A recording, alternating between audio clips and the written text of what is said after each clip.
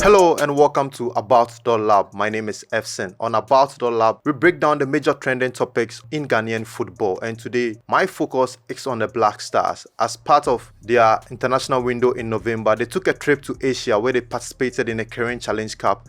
The Black Stars took on Japan and South Korea in two international friendlies, and the results weren't positive at all. They lost both games 2-0 to Japan and then 1-0 to South Korea. But my focus is not really on the games, but my focus is on the winners and losers from the two games.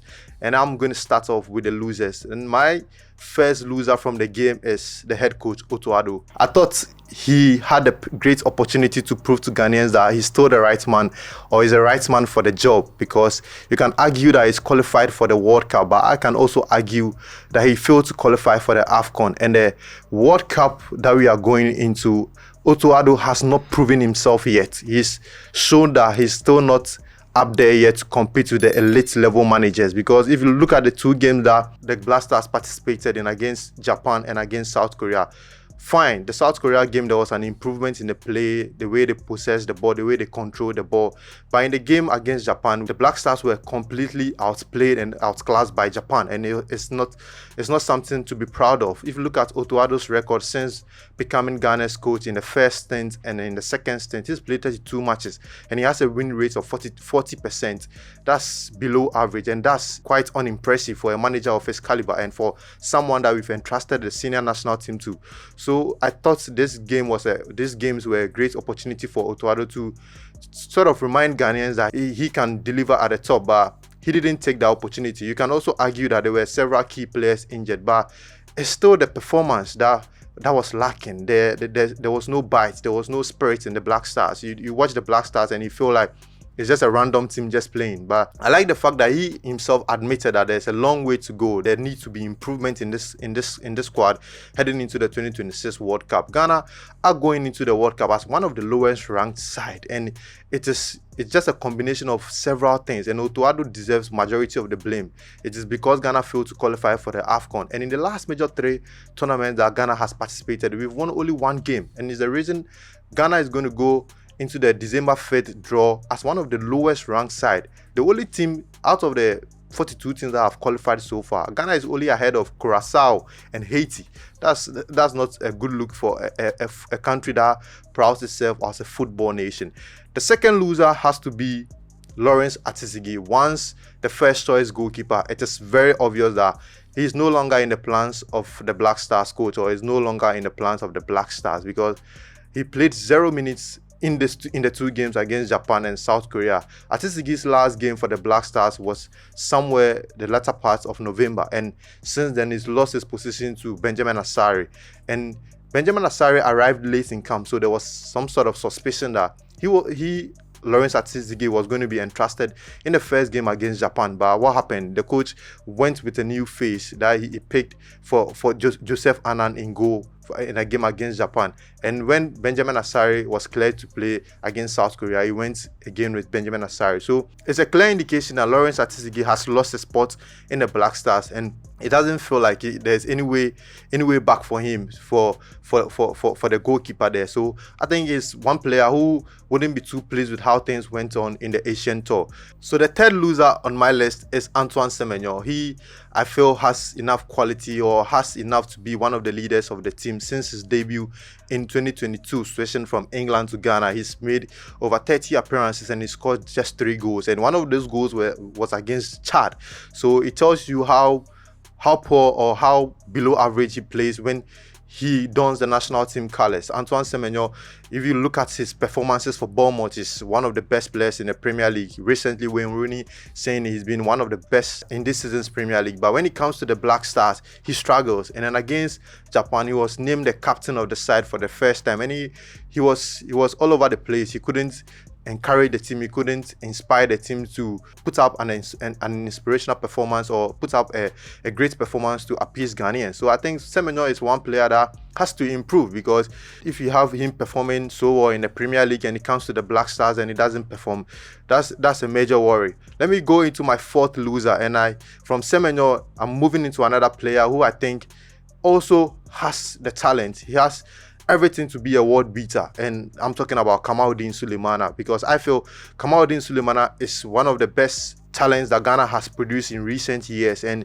he should be in the same conversation when we mention the best wingers in the world. But it's just a lack of consistency, and I still think he plays as if he's still a youngster just coming up, but he's in his 20s and he should be able to make better decisions on the field of play. Against South Korea, I thought he had a lot of decent opportunities to hurt the South Koreans, but his decision making was poor, and he couldn't even register a shot on target. So I think Kamaldeen Sulemana has to improve, and he's someone who was expected to step up in the absence of all these key players, in the absence of Mohamed Kudus and Inaki Williams and all that. Kamaldeen Sulemana made his Black Stars debut in 2021, but right now he's dropped down the pecking order.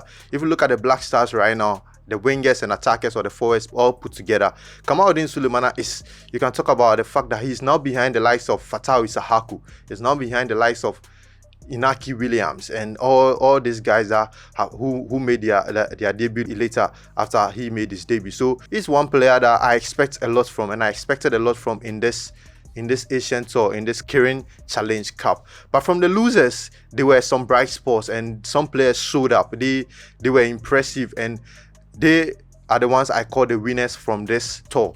And the first on my list is Prince Kwabena Adu. I thought he was exceptional, especially in the game against South Korea, because he knew how to. It's been a long time Ghana had a centre forward of his caliber, a centre forward who could hold on to the ball, who wasn't afraid of the defenders at his back. He could manage possession really well. His interplay with link-up play with other players was also good. So I think Prince Kwabena Adu wasn't overawed by the occasion at all. Against Japan, he came on as a second half substitute, but in that game, clearly Ghana was overly dominated, so he couldn't have a foothold. But in a game against South Korea, he was very calm, composed. Even his finish that got chalked up for offside, he showed a lot of composure there. So this is a player who has scored 6 goals this season for Victoria Pleasant. So he comes in with a huge reputation, and I think for any of the players or any of the French players in the national team, he's one player that he will be very confident of being looked at when the Black Star squad is named for the 2026 World Cup, because I thought he was very, very impressive. The second on my list is Benjamin Asare. Yeah, a lot of talk about the goalkeeper not being tested during the qualifiers. He kept 6 or 5 clean sheets. I'm not too sure about that, but I'm sure he had as many clean sheets during the qualifiers. But people were always arguing. His critics were arguing that he hasn't been tested enough, and he hasn't been tested against decent or tough oppositions. But in the game against South Korea, he was thrown into it. And he came up tops. He was Ghana's best player according to the ratings. He had a rating of 7.0, and that was the fact that he kept out the South Korean penalty. He saved the penalty. You can argue that he was maybe slightly off his line, or was marginally off his line, but he saved the penalty. So that's a good indicator for the goalkeeper who plays for Accra Hasselhoff. He's shutting down his critics. I think we'll go into the World Cup knowing he's the undisputed number 1 now.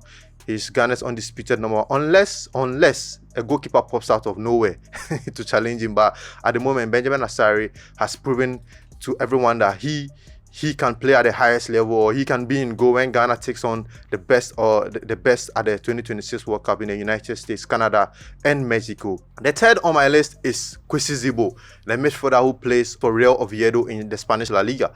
This is a player that have been very, very critical of. I thought that Sibo needed to test himself in the absence of Thomas Partey. But in the absence of Thomas Partey, in the 2 games against Japan and against South Korea, Sibo was exceptional. His true pass to Prince Kwabena Adu for that opening was quite something. He brought his La Liga football back to bear on the national team scene. I think Sibo has done enough to also cement a place in the midfield. But the thing is that, or the worrying part is that Sibo is not playing for Real Oviedo. He's played a little over 300 minutes for Real Oviedo this season. That's not a good look, and that's not a good look for the Black Stars, because heading into the World Cup, the Black Stars need its players to be very sharp and be playing regularly at their club size. But so Sibo has to advise himself. I don't know who are his managers. If they are looking at it, they need to advise him to maybe take up a new challenge, maybe leave Real Oviedo, because if he continues to stay on the bench, it might cost him his position in